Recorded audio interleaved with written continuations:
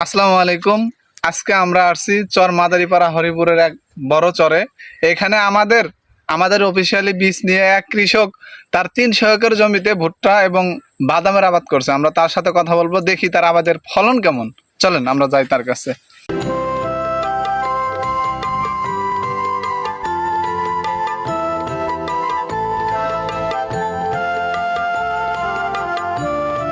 কাকা আসসালামু আলাইকুম। ওয়ালাইকুম আসসালাম। কাকা ভালো আছেন? জি আলহামদুলিল্লাহ ভালো। কাকা আপনি যে আমাদের বীজগুলা নিয়ে আসলেন, আমাদের বীজের ফলন কেমন আপনার কাছ থেকে আমরা জানতে চাই। ফলন মাশাআল্লাহ ভালো। এই যে আমার 3 একর জমির মধ্যে আমি এই যে বাদাম লাগাইছি।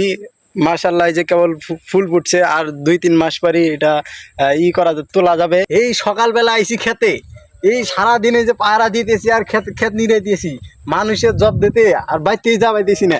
এই যে সকালে না খাই আইছি, জাইরের পোলা বানাইছে, চুরি করে নিয়ে যায় এই যে পুরা দিয়ে খায়, এটা করে টেনশনে আছি এখন কি করি না করি। কাকা অনেক মানুষই আমাদের পেজের মধ্যে একটা প্রশ্ন করে, বাদাম আসলে গাছের উপরে ধরে না তলে ধরে? আসলে বাদাম গাছের ফুলটা দেখে মানুষ কয় যে ফুল ধরে উপরে, বাদামটা কোনে ধরে? আসলে কথা হচ্ছে বাদামটা ধরে গাছের গোড়ার নিচে, মানে মাটির মধ্যে বাদামটা ধরে, আর উপরে ফুল ধরে। গাছগুলা যখন হবে যে ফুল ধরছে, এই যে মরে যাবে তখন এই যে নিচ থেকে বাদাম উত্তোলন করবো আমরা। কাকা বাদামের তো অবস্থা দেখলাম মাশাআল্লাহ অনেক ভালো, আপনার মুখের হাসি দেখে বোঝা যাচ্ছে বাদাম অনেক ভালো হয়েছে। জি জি। আমরা যে আপনাকে ভুট্টার বীজ দিলাম, আগের ভুট্টার ফলন কিরকম? ভুট্টা হয়েছে মাশাআল্লাহ। এই যে কিছু কিছু লাগাইছি, মানে আগে লাগাইছি পরে লাগাইছি, এই কারণে যে কিছু কিছু পাক ধরছে, আবার কিছু কিছু এই যে কেবল কাঁচা কেবল হচ্ছে, আবার কিছু কিছু নিয়ে যায় আমরা মারাই করছি, আমরা বিক্রি করতেছি।